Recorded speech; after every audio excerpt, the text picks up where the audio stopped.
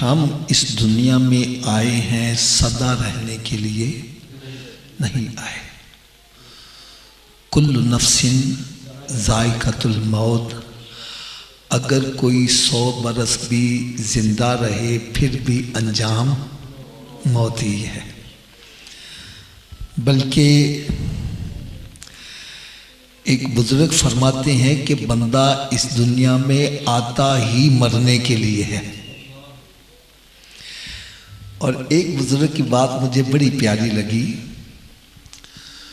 फरमाने लगे कि जैसे एक बंदे ने कराची जाना हो, लाहौर स्टेशन पर जाता है तो गाड़ी के आने में कुछ वक्त बाकी है, वो वेटिंग रूम में जाकर बैठ जाता है, इंतज़ार करता है गाड़ी का। जैसे गाड़ी आती है सवार होकर चलते चले जाते हैं। वो फरमान लगे हम सब वेटिंग रूम में बैठे हैं और मौत की गाड़ी का इंतज़ार कर रहे हैं। जैसे गाड़ी आएगी बारी बारी सवार होकर चलते चले जाएंगे। एक अल्लाह का नेक बनता, उसका भी इंतकाल हो गया। और इत्तेफाक की बात है, जब बंदा कोई फौत हो जाए तो उसके जितने भी मोहब्बत करने वाले होते हैं ना, उनके दिल में एक बड़ी ख्वाहिश होती है हमें पता चले कि मरने वाले के साथ कब्र में क्या मामला हो रहा है। एक कुदरती तौर पर दिल में एक चाहत होती है। बहरहाल उसके जो चाहने वाले थे उनके दिलों में भी बड़ी तरफ थी। कुछ दिनों के बाद वो ख्वाब के अंदर जब किसी अपने अहले मोहब्बत से मिले तो उन्होंने पूछा कि मा फ़अल अल्लाहु बिका, तेरे साथ अल्लाह ताला ने क्या मामला पेश किया। वो कहने लगा कुछ ना पूछो, कब्र में मेरे ऊपर बड़ी सख्ती आई, बड़ी सख्ती आई, बड़ी सख्ती आई। दुआ करो अल्लाह ताला हम सबको कब्र के अजाब से महफूज रखे।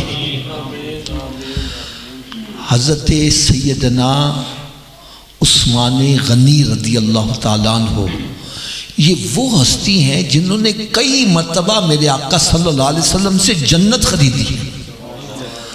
और कैफियत क्या है, जब आप कहीं तशरीफ ले जा रहे होते, रास्ते में कोई गड़ा आ जाता, टोया आ जाता तो बेहोश होकर गिर जाते।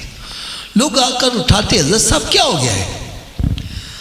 आप फरमान लगे इस गड़े को देखकर मुझे अपनी कब्र याद आ गई। वो कहने लगे हज़रत साहब आपने तो कई मर्तबा सरकार से जन्नत खरीदी है, फिर आप ज़िन्नूरैन हैं, सरकार सल्लल्लाहु अलैहि वसल्लम के 2 साहबजादियाँ यके बाद दीगरे आपके निकाह में आई हैं, तो आप इतना डरते हैं। ये मैं आज के मुसलमानों के ज़हन और ज़मीर पर दस्तक दूंगा। ये वो हस्तियां हैं जिन्होंने सरकार से जन्नत खरीदी है, फिर भी कब्र से इस कदर डरे हैं। क्या आज हमारे अंदर भी खौफ खुदा है? आज हमारे दिलों से खौफ ही निकाल दिया गया है। कब्रिस्तान में जा रहे हैं, को फौतगी हो जाए, कब्र सामने है, मोबाइल पे बातें हो रही हैं, कोई सिगरेट पी रहा है, कोई गप्पे लगा रहा है, कब्र सामने, वो गड़े को देखकर भी होश हो रहे हैं और हमारे सामने कब्र है और फिर हमें कोई इबरत नहीं आ रही।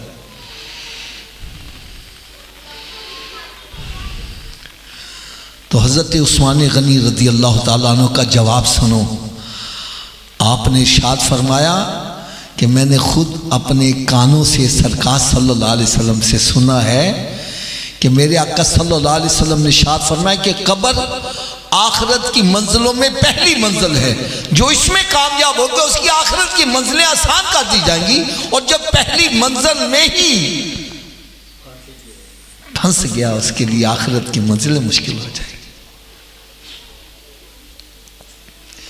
बहरहाल वो कहने लगे कि कब्र में मेरे ऊपर बड़ी सख्ती आई। वो कहने लगे भाई कैसे सख्ती आई? कहने लगे जब तो मुझे दफन करके वापस पलट गए तो मेरी कब्र में 2 फरिश्ते मुनकर नकीर वो दाखिल हुए और उनकी गरजदार आवाज़ ने मुझे बेदार कर दिया। जैसे मैं बेदार हुआ तो उन्होंने सवालात की बौछार कर दी। मर रब्बुका मा दीनुका व मा कुंता तक़ूलु फ़ी हक़्क़ि हाज़िर रजुल। कहने लगा मुझे किसी सवाल का जवाब ना आया।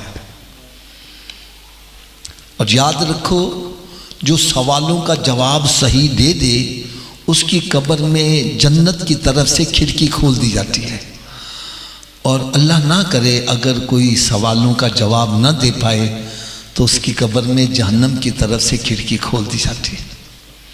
कहने लगा मुझे किसी सवाल का जवाब ना आए तो करीब था कि मेरी कब्र में जहन्नम की तरफ से खिड़की खोल दी जाती है। इतने में एक नूरानी शक्ल वाले बुजुर्ग मेरे और फरिश्तों के दरमियान हाइल हुए और उन्होंने मुझे तमाम सवालों के जवाब बतला दिए। मैंने वो जवाब सुनकर फरिश्तों को जवाब दिए तो उन्होंने मुझे कामयाब करार दे दिया।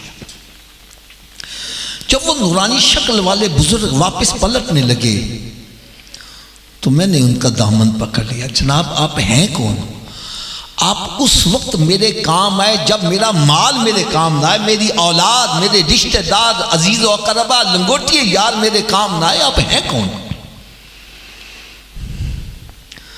तो उन बुजुर्गों का जवाब सुनो। फरमान लगे, ए अल्लाह के बंदे, तो दुनिया में प्यारे आका हज़रत मोहम्मद मुस्तफ़ा सल्लल्लाहु ताला अलैहि वसल्लम पर दरूद व सलाम पढ़ा करता था।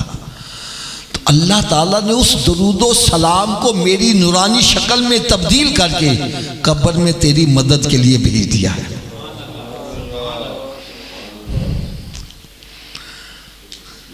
गमों ने तुमको जो घेरा है तो दरूद पढ़ो, जो हाज़री की तमन्ना है तो दरूद पढ़ो।